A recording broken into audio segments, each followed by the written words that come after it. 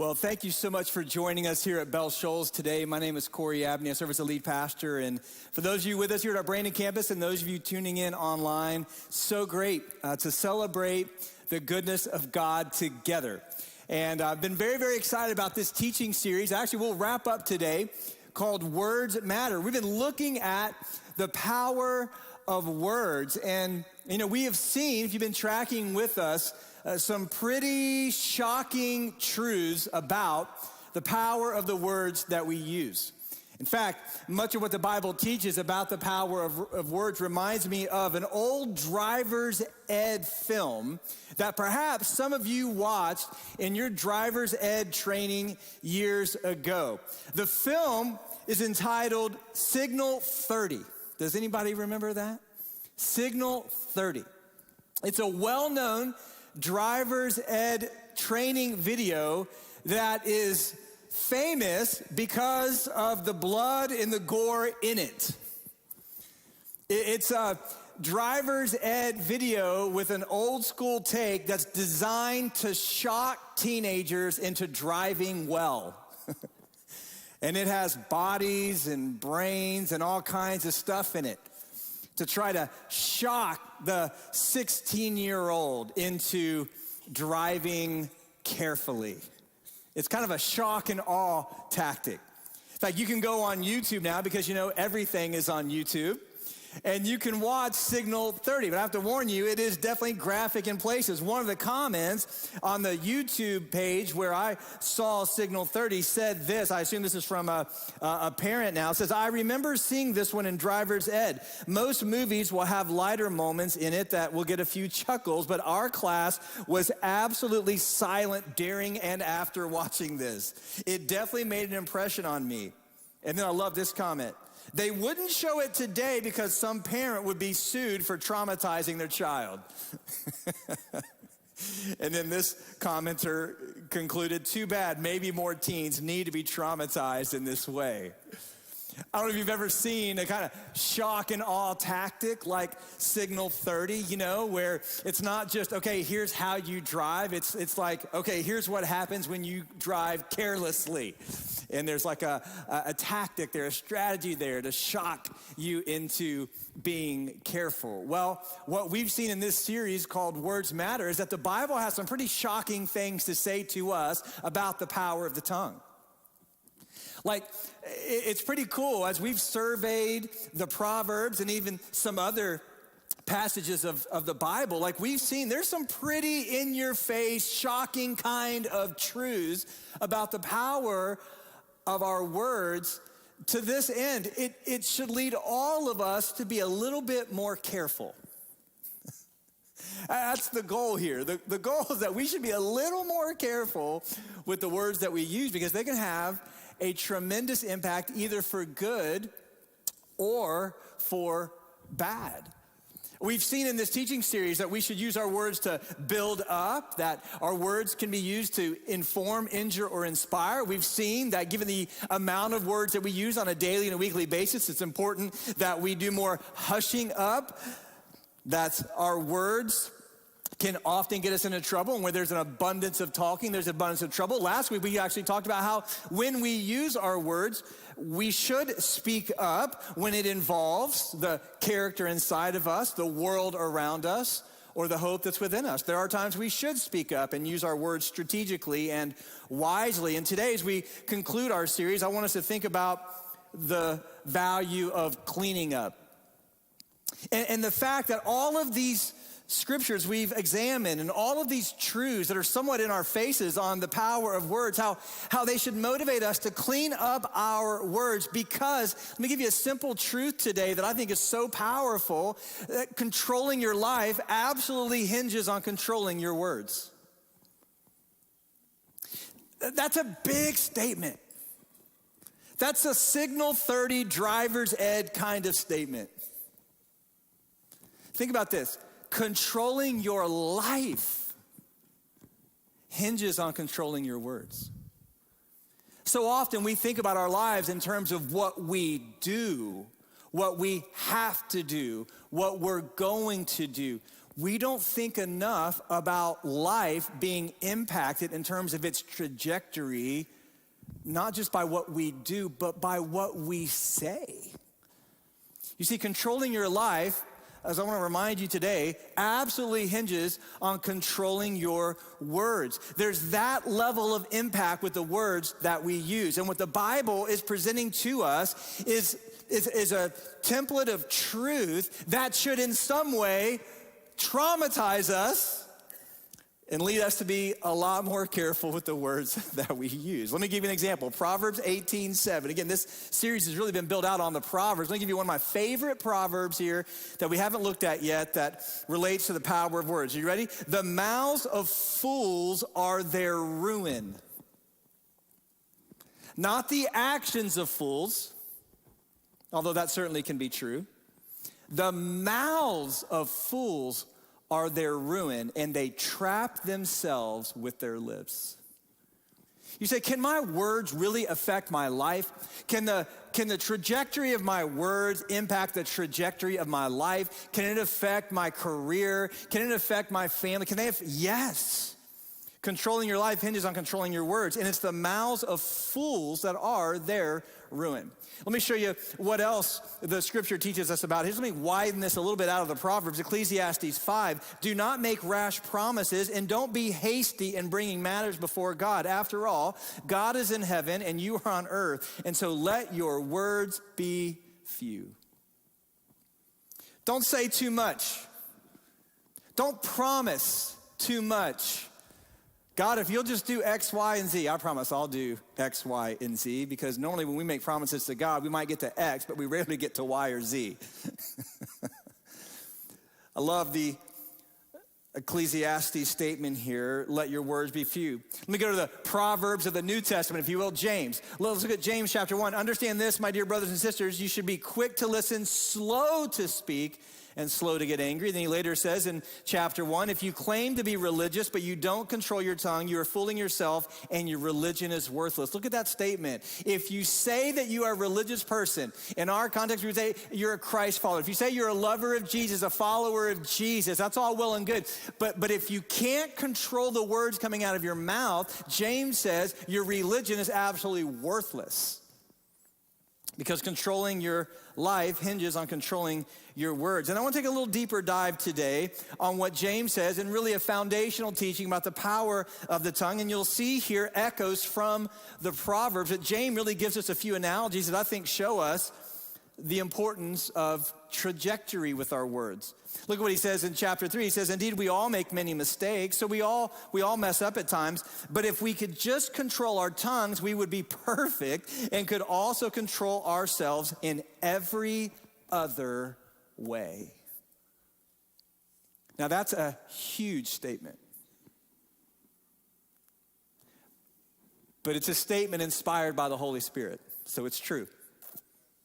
If we could control our words, we would be perfect and we could control the trajectory of our lives. We could control ourselves in every other way. And then he gives us some analogies. Check this out. We can make a large horse go wherever we want by means of a small bit in its mouth, and a small rudder makes a huge ship turn wherever the pilot chooses to go, even though the winds are strong. In the same way, the tongue is a small thing that makes grand speeches.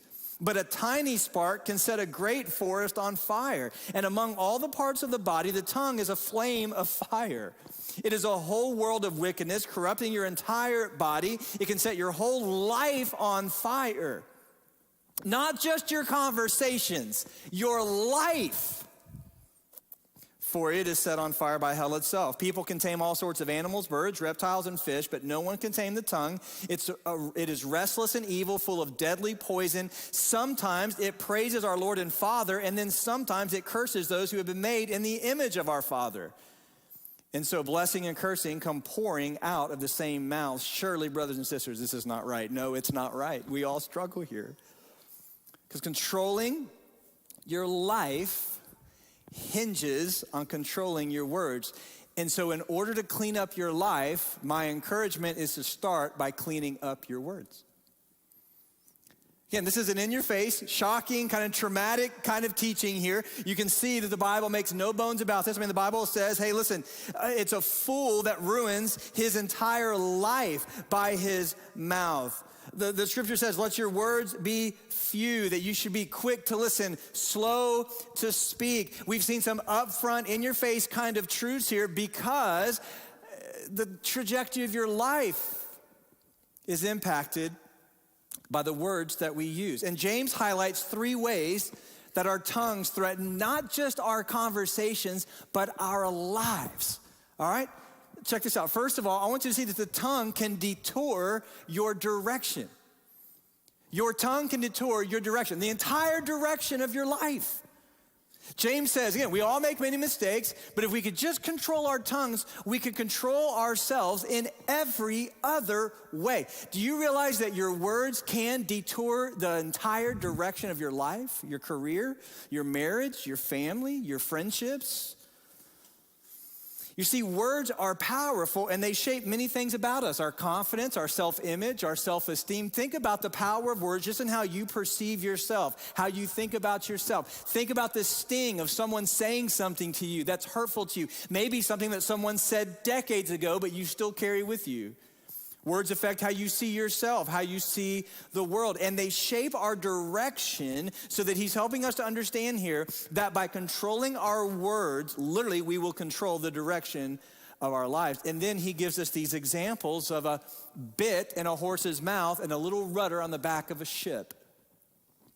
Years ago, I had the opportunity to know a jockey who raced regularly at Churchill Downs and really at all the finest racetracks across the country. His son was on a soccer team that I coached. It's a great, great family, loved the Lord, and a really, really fascinating situation. And you know, this will not surprise you. His son was not the tallest member of the soccer team. He wasn't the guy on the back of the defensive line. No, he was a forward, and he was fast, and he was quick. And his father was all of about, 5'3" or so, and he weighed about 27 pounds, it seemed. And he was a very successful jockey. And, you know, it was amazing because I got to know them, their family. So, again, amazing people. But, you know, you can just picture that guy, and I got to be with him, you know, and see him.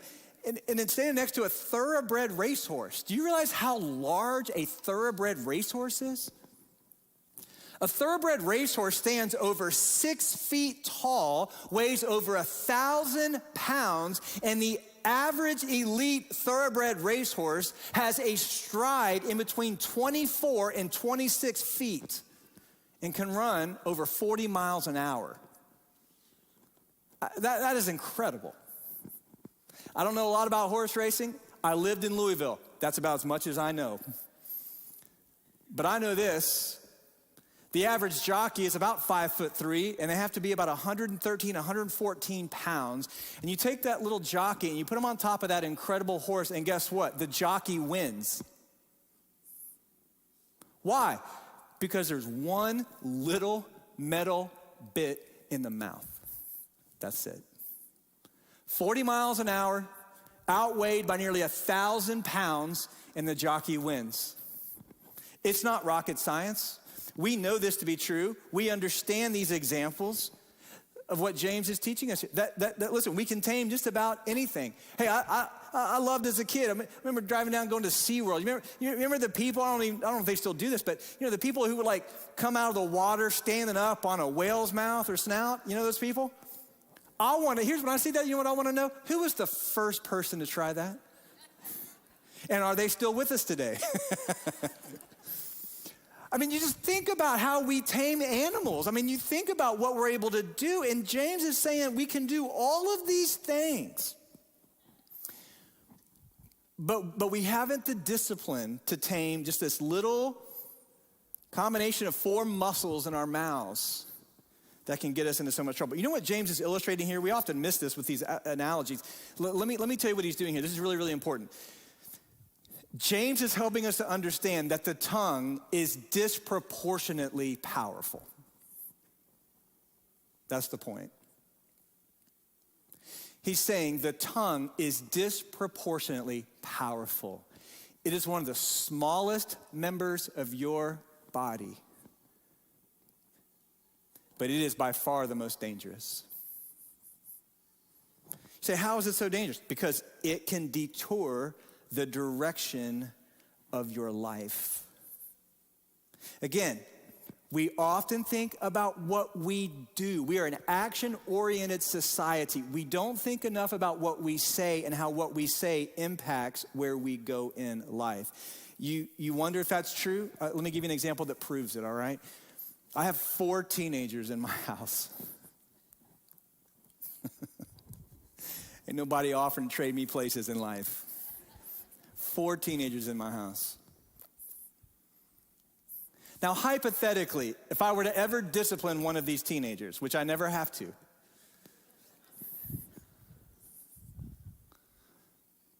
isn't it true, those of you who are parents, that when you discipline your teenager, for an example, okay, when your teenager talks back to you, they say something that's wrong, disrespectful, hurtful, you don't just send their mouth into their rooms. You don't just ground the mouth. Your mouth is grounded for a week. Now, you can go to the party on Friday night, and you can go to the ball game, and you can do whatever you want to do, but your mouth stays home. Or you can go and do whatever you want to do, but you cannot talk when you get there. You don't just ground the mouth. What do you ground? The whole body. The whole body. You start venting at work and you run off a string of emails that you shouldn't have hit send on. When your boss comes into the room with a pink slip, he doesn't pink slip your mouth, he pink slips your whole body. You say, can my words really impact the trajectory of my life, my relationships, my career, my family? Yes, that's what James is saying. The tongue is disproportionately powerful. And it doesn't just impact conversations. It impacts literally the entire trajectory of your life, of your family, of your career, your relationships, your life. And so the tongue can detour your direction. James makes that clear. Secondly, check this out. It can ruin your reputation. It impacts the whole direction of your life, but it also ruins your reputation. It can ruin that. It can destroy that. James says, remember, the tongue here is a small thing that makes grand speeches. It's just a tiny spark that can set a great forest on fire. And he says here, it's like a whole world of wickedness. It corrupts the entire body, and it can set your whole life on fire. Word corrupt there is like the word rotten. You know what I think of when I think of rotten? I think of a carton of milk that's a day after the expiration date. Is there anything more paralyzing in all of the world than opening up the refrigerator and seeing that your carton of milk is 1 day past? Do I drink it? Don't I drink it? I start smelling it because I've seen other people smell it. I don't know what it's supposed to smell like. And then, when you got the Captain Crunch with the crunch berries, I think, hey, it's totally worth the risk. I'm all in. Rotten, corrupt, spoiled. It's the idea here. What James is saying, yes, it can detour your direction, the trajectory of your life, but can also ruin your reputation, your testimony. Totally just ruin your reputation. You can build it over the course of many years, and you can destroy it with one simple word, phrase, or sentence. You realize that, I could say something today that could completely ruin my reputation forever. It's the power of words. That's literally the power of words. All of us have this potential, right? To stand in front of people and say something that literally would cause them to see you differently for the rest of your life. I can imagine you come in here next week and somebody come up on stage, say, y'all remember that Pastor Corey guy? You know why he's not here today. That YouTube video's got 4 million views now. Listen, you have the power right now to stand up right where you are and start yelling some horrific things and change the way people see you forever. And also earn yourself a wonderful, friendly escort out of the worship center today. Some wonderful people who would take you to your car. Right? think about the power of our words. You can absolutely ruin your reputation. That's what James helps us understand. First of all, it detours your direction. It ruins your reputation. Proverbs 10 and verse 19. Remember, we talked about this a couple of weeks ago, but it's a helpful reminder. Too much talk leads to sin, so be sensible and keep your mouth shut. I reminded you when I first shared this with you, yes, this is in the Bible. This is a signal 30 kind of statement. It's a shock and awe. Just keep your mouth shut. Proverbs 18:21, remember, this was what we started this whole series with. Death and life are in the power of the tongue. The tongue can bring death or life, and those who love to talk will reap the consequences. And these are helpful words. So the tongue, James helps us to understand, can detour your direction. It can ruin your reputation. And finally, goes without saying almost here, but the tongue can ruin your relationships. Can ruin your relationships. That's where James concludes here. Like, you can tame animals and all that. He kind of, wraps all that up in terms of that analogy. But then he says that tongue is full of poison. And then he concludes with this. He says, it's an amazing thing. Literally, at one moment, we can use it to praise the God who created and saved us. And the next moment, we can absolutely speak and destroy someone else. Same tongue, same mouth. It says, on the one hand, you can praise your Lord and Father, and on the other hand, you can curse someone made in his image. He says it should not be. So that's not right. He says, does a spring of water bubble out with both fresh and bitter water? Does a fig tree produce olives or a grapevine produce figs? No.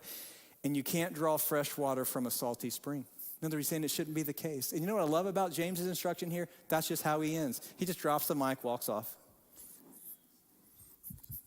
It's signal 30.